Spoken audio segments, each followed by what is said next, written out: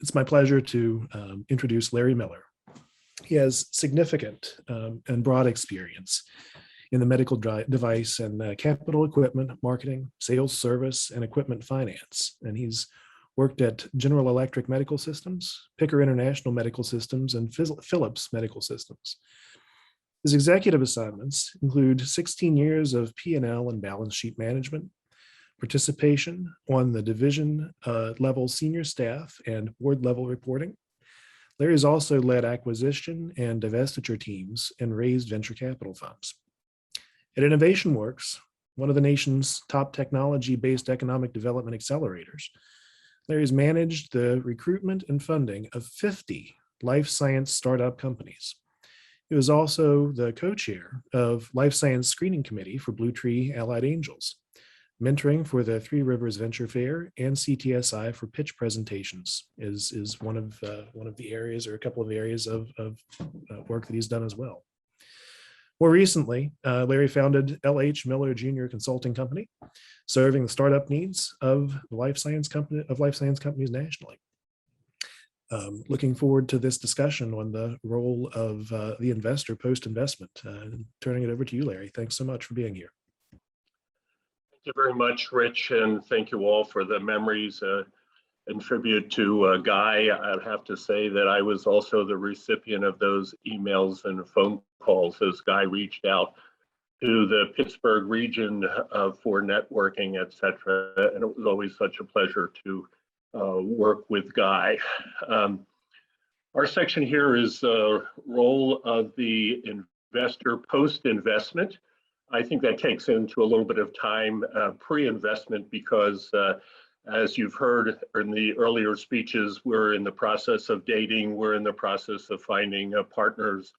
And I have a phrase that ties all that up at the end of my quick introduction. Our panelists today represent a range of funding continuum from angel to VC investors, some private, some with state funding and reporting requirements. All of them know that their investment is more than funding at their particular stage in investment to be successful.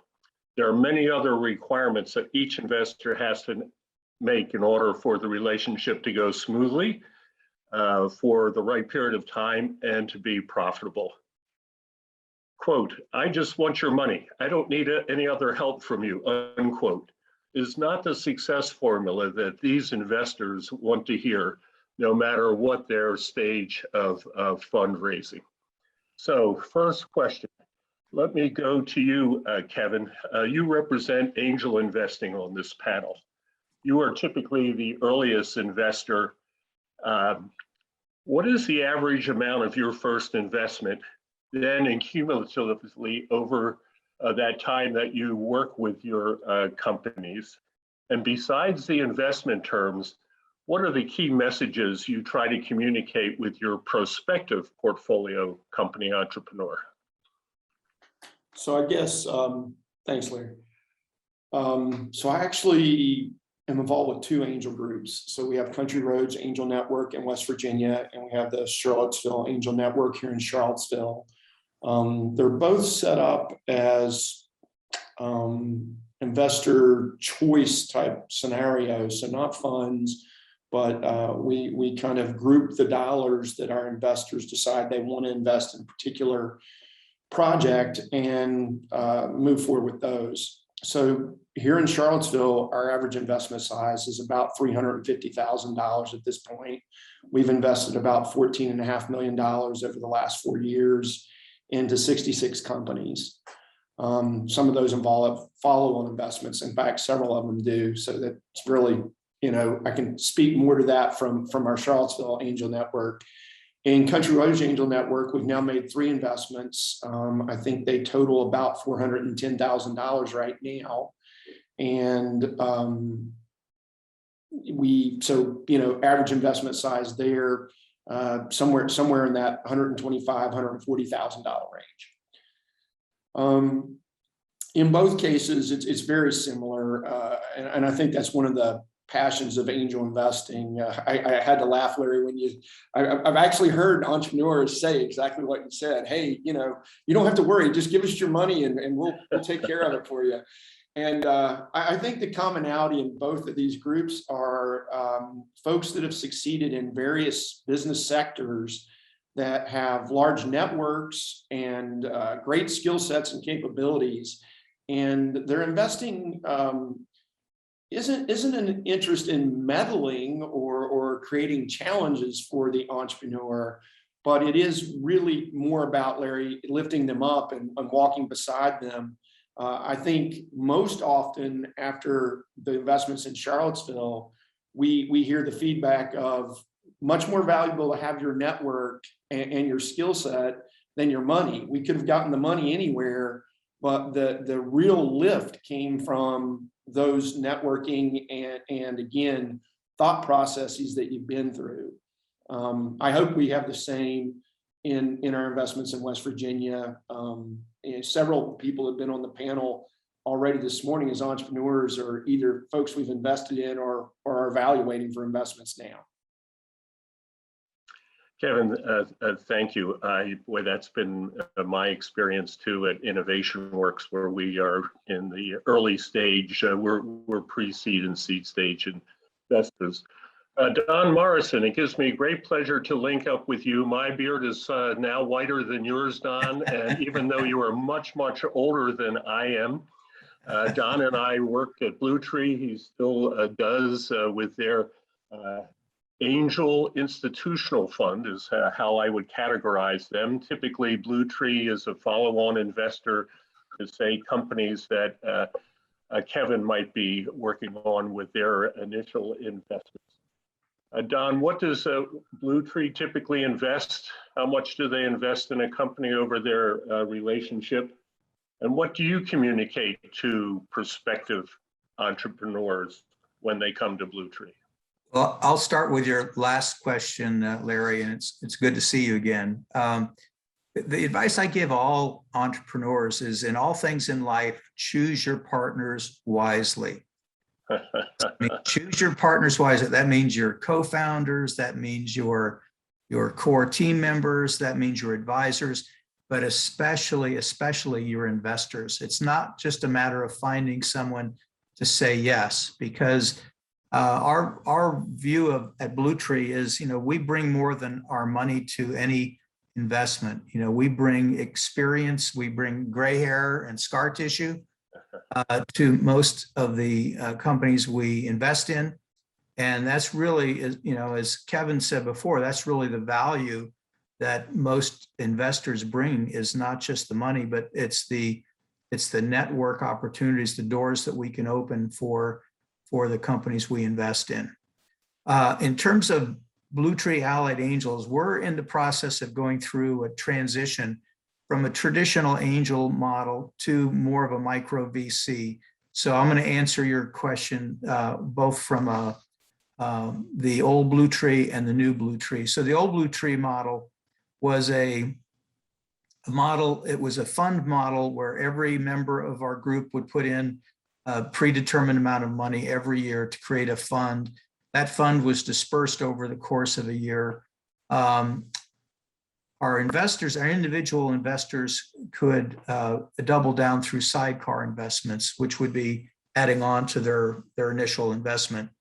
Our initial check size was between 100 and 150 from the fund per se.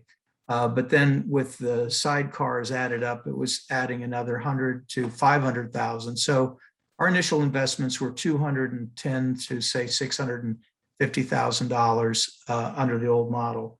The new model with Blue Tree Venture Capital, our initial check size will be probably in the 500,000 up to 1.5 million. So good news, bad news. The good news is we'll be investing in fewer companies, but we'll be writing much bigger checks. The reason we're making this transition is, Catherine Mott, Blue Tree's founder, we've done a lot of research and felt that when Blue Tree started in 2003, we were one of the few early stage investors in the region. Now there's quite a few in that same space. but we feel there's a gap in the Series A funding in the region. So that's why Blue Tree is repositioning. So with our new fund, we'll be investing, 500 to $1.5 million. And then we'll be also coming back with follow-on funding. With the old angel model, our follow-on funding could be from $50,000 up to $1 million of additional follow-on. With our new model, we're expecting that we'll probably invest between $1 and $3 million over the course of the investment. Excellent, Don. Thanks. Well, and I know you were even there earlier at Blue Tree when it was just a network of accredited investors. So you've seen that business model of investors Evolve. evolve. Certainly. Okay, Kevin, let me go back to you. How long do you typically stay with your investments before a large follow-on investor, say, takes the company out of your nest and really takes over the strategic direction of the company? Yeah, again, so I think we don't have that experience yet in CRAM because every investment is relatively a new investment at this juncture within the last year. Here in Charlottesville, I would guess, again, of the 66 investments we've made, we've cashed out on about 5 of those, and we followed on. We did, in fact, it's a Pennsylvania-based company called Palvella. They're in the biotech space. We were an initial investor in the convertible debt, and we did the we did the B follow-on, and a few of our family offices that sit inside of our network through our vehicle participated even in the C round. And, that company will be going public in February. So we kind of try to stick with that, initial investment through a Series A investment. And we certainly seek pro rata in every one of our investments. That's our hope. After the A round, though, most often, as you might imagine, for an angel group, the dollars start to get to a degree that the interest level wanes for the additional gain that we can get. Sure, but my message to the entrepreneurs here is you can be sticking with this relationship for a long time. Angel investors may stick with you for a while. So to Don's point, you pick your partners wisely and make sure your relationships stay well. Let me go to Matt Harbaugh. I was fortunate enough to meet Matt Harbaugh in 2007 at Innovation Works. And Matt was the CFO. He taught me a lot about startup companies and angel investing, as I had primarily come from large companies. Matt, you have been a serial entrepreneur. You have started a VC fund with Mike Green. And I know that you've made investments certainly in West Virginia, in Pennsylvania. As a VC now, tell us, what do you communicate with your prospective portfolio company entrepreneurs when you're thinking of investing in them? Yeah, thanks, Larry.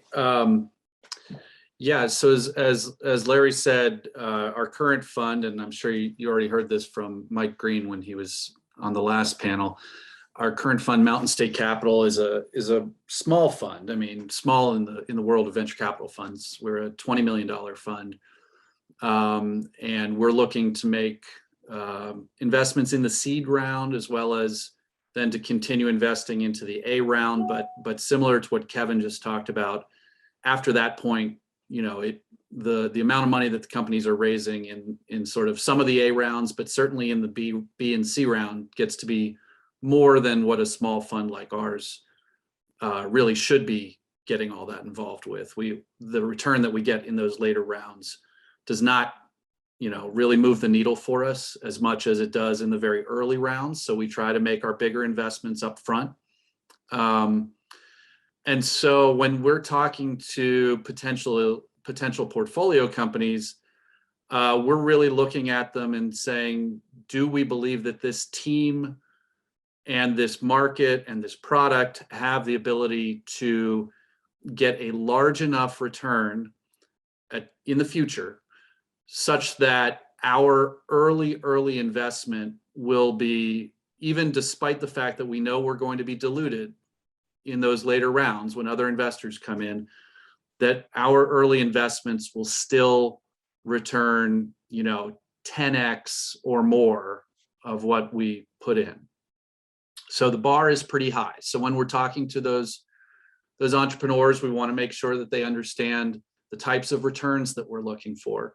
But we also want them to know that hopefully through our own experience, that of Mike and myself, and then we have a third partner who focuses on life sciences, hopefully that our personal experiences and the network that we can bring to the table, just by the fact that we've been working with companies across a range of industries for each of us more than 20 years, and we have networks that are certainly national, if not beyond the US, within a lot of industries, that those can be very useful to helping those companies grow quickly and get to the point where it would be possible to get the returns that we're looking for. We're always looking for entrepreneurs who understand their market very well. Hopefully they've come from that industry. But we are there to help augment the experience and networks that they already have. So back to today's topic. I mean, we are not looking for entrepreneurs who tell us that they just want our money. And we're also not, on the other end of the spectrum, we're not looking for entrepreneurs who have never had experience in their industry and really would need us to teach them everything that they need to know. We have a portfolio right now, after just 3 years of investing out of this fund, we have 22 companies. So, we tend to get spread fairly thin among the 3 partners in our fund. We definitely want to be there to help all of our companies, but we also don't want them to think, and we never would be interested in actually running their businesses for them. They have to be strong on their own, and we can really hopefully help make them even better and make them grow a little bit faster.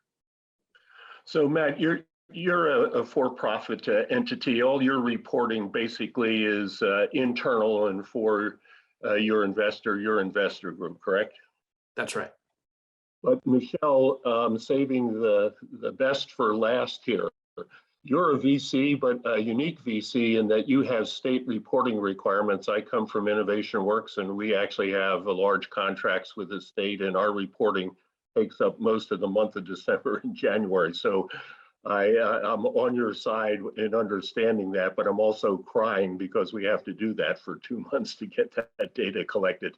But tell us about the types of companies that approach you in looking for dollars. What's your average dollar size, and how do you date? How do you find out if companies are the right companies for you to invest in?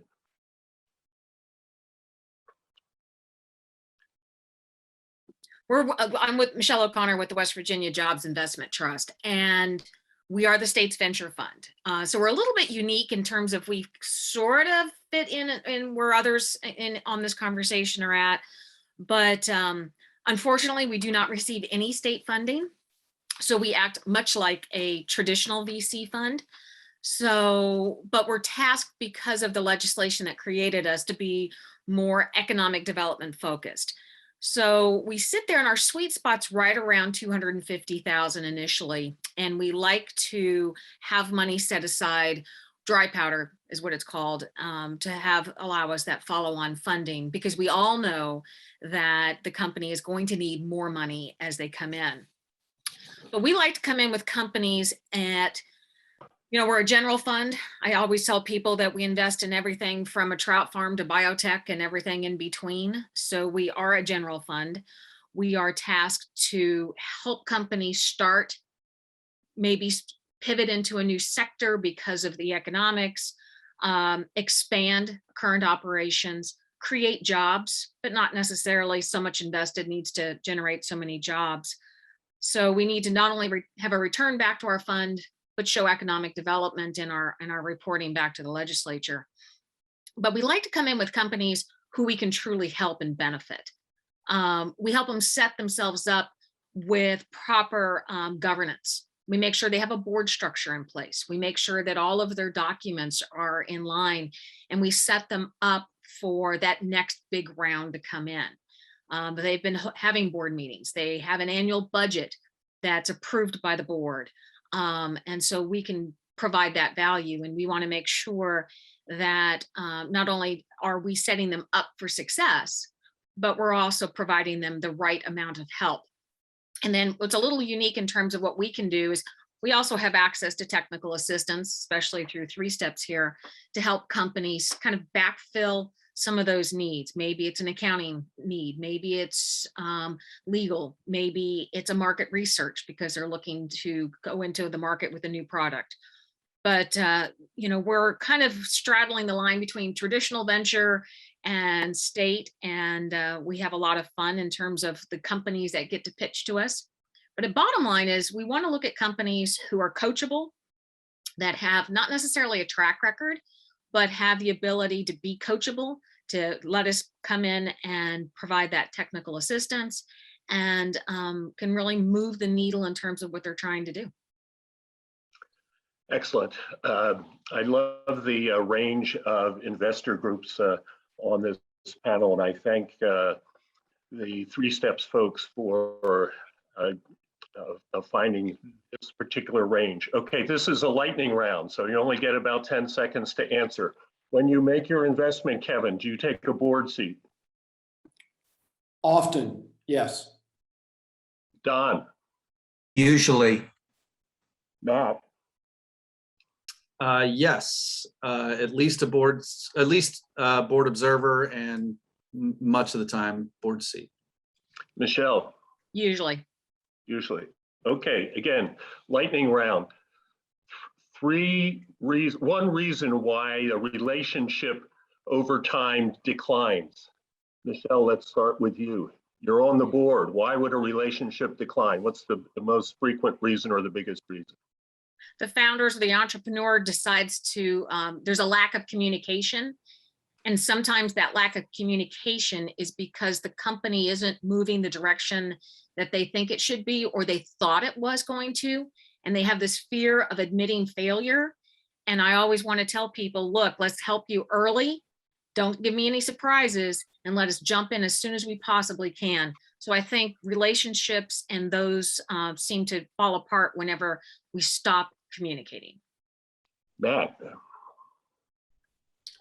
I'd say the same thing, although I think you could also look at the word decline a little differently. The relationship might decline just because we're not as needed anymore. So it just may be that the company has proceeded and raised larger and larger rounds of funding. And so now they have other larger VCs who are on their board, and we can spend our time helping the companies that haven't quite gotten to that point yet. So we're happy to step back once there's some bigger investors involved. Don? I think Michelle hit it on the head. I think it usually comes from a breakdown in communications. I think, it's always best practice to be open and honest with your investors. And, investors understand, not everything happens according to plan. And again, that's why choosing your partners is wisely, wisely is important, because if you have good partners on your board, ideally there's a shared vision of where the company should be going. So it's about keeping open and honest communications going. Thank you very much. In my experience with Innovation Works in pre-seed and seed stage companies, and then helping Blue Tree screen some of their life science opportunities, I have found that half of the inquiries, rule of thumb, the entrepreneur had not done his due diligence before he approached the lending institution. The lending institution has spent a lot of money to get their web pages up and running. And I've found that their sweet spots are typically pretty well defined on those web pages. And my favorite inquiry was at Blue Tree, a Miami company wanted $99 million. And the Blue Tree website said you had to be in the Pittsburgh area for if you wanted to approach us directly, and our average investment size was 250K. So you can imagine how much time I spent on reading the pitch deck for a $99 million ask for a Miami. Other quick advice based on the other presentations today. You should have, my old boss said, 9 pitches when you are ready to present to invest. And it really depends on what you've learned from that website. Could be a technical pitch, depending if it's your second pitch to a company with technical people. Could be a business pitch. But I also find that there are a number of pitch formulas for life science companies, for retail companies on the internet. That sort of is basic work in the formula. And the last build up on that pitch should be that ask. And the uses of funds should precede that so that the investor knows what you're looking for. What is the other key takeaway that I think you should have here is that those relationships that you build when you're looking with investors can last a long time. And money is actually the least part of it. Yes, it gets you to the ability to get to the next round. But your board of directors work for you as the entrepreneur. Half of your board meeting should be the strategic questions that you need your board to work on for the next board meeting. They work for you. Legally, you might work for them, but they work for you. And if you're not using them to help you meet your strategic plan in a timely fashion, then you're not using your investors and your board members wisely. Okay, do we have any questions that we might address, or are we good? All right, so as of right now, there are no questions in the Q&A. So this is your opportunity, everyone. We've got a couple minutes till the next session. You can type your questions into the Q&A for any of the panel attendees here. Or if you want to raise your hand, I can bring you up live to ask your question. So we'll give everybody just a couple of minutes. Now, there was in the chat, there was one question here. What is your opinion on the equity crowdsourced funding with regards to early stage funding? Anybody want to handle that? I'll take a shot at it if no one else does. So I think it depends on the type of company you are first. If you are a local business with devoted customers in your own community, sure, do some crowdfunding. I think that's fine. If you're, a local bakery or, something that you can reach out and touch your customers right there, I think that's a fine way to raise some money from them. And maybe you can even pay them off, through discounted products and services into the future. But if you are trying to raise a lot of money and you are more of a technology company and very high risk, I'm not a fan of crowdsourced funding. I think for one thing, you are not going to receive any value from your investors beyond the dollars that they put in. So the whole purpose of this panel is to talk about other things that your investors can bring to the table. You won't get that from the crowdsourced investors. Plus, they're likely to be a lot of very small dollar investors. So if you need to raise a lot of money, just imagine how many investors you need to have through a crowdsourced platform to get there. And now you've got to manage all of those relationships with all of those crowdsourced investors. It can become a real nightmare. And if, God forbid, you have to go on and raise another round later, and you might go to approach a more traditional funding source like a venture capital fund, they are not going to want to see a capitalization table for your company that includes 50 small dollar investors. So just be very careful. But if you're a local Main Street company, sure, take a look at it, see if that might work for you. Yeah, I second what Matt is saying there, particularly with life science companies. It's very difficult for the follow-on investors to work with that number of small investors. Any other questions? There's Oh, also sorry, Don. there's also a difference between equity crowdfunding and non-equity crowdfunding. And as Matt said, it really depends on what kind of business you have. But you need to be very careful in how you're doing it, in terms of taking on additional debt or anything that requires shareholder approval. You want to make sure your organizing docs are set up so you're not held hostage by someone who put in $50 in your company. So just proceed with caution and understand the difference and the implications of equity crowdfunding and non-equity crowdfunding. Yeah, I might have a I'll just slightly add- different. I'll just- Go ahead, Scott. Yeah, I might have a slightly different take on that, although I don't disagree with anything that's been said. I am not opposed to equity crowdfunding, especially with consumer product companies. Right, so what I believe what I've seen with equity crowdfunding is that if you've got a consumer product and you are able to generate significant buzz around that product, and normally what that means is before you launch an equity crowdfunding campaign, you've done a lot of good work at getting social media advertising out there, getting a buzz again created, doing good marketing so that you attract an audience. Then I think equity crowdfunding can pay off for you. And at least it also shows later stage investors, if you run a successful, again, pre-crowdfunding campaign, marketing campaign, and then a successful crowdfunding campaign, it shows investors there's some validation for your product. So, and then again, of course, if it doesn't work, then it shows investors that the market isn't there. So you've got to be careful about it. And but I'm not universally opposed to it. I agree with Scott's statement. Some of the crowdsourcing has used the interest that they've generated as an indication of market acceptance. Michelle, any comments? Yeah, I think, I agree with what everybody's saying. And I think from the bigger money coming in, to Matt's point, you want to make sure that cap table is as clean as possible. If you've got a bunch of little holders, it's probably going to require, as the bigger money comes in, to be cleaned up per se.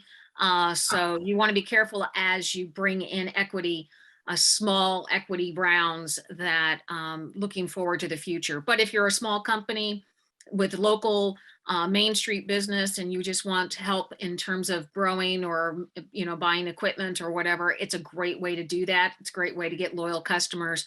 But if you're a technology company, a med tech company, looking for that next bigger round, you're going to want to make sure to keep that cap table as tight and clean as you possibly can.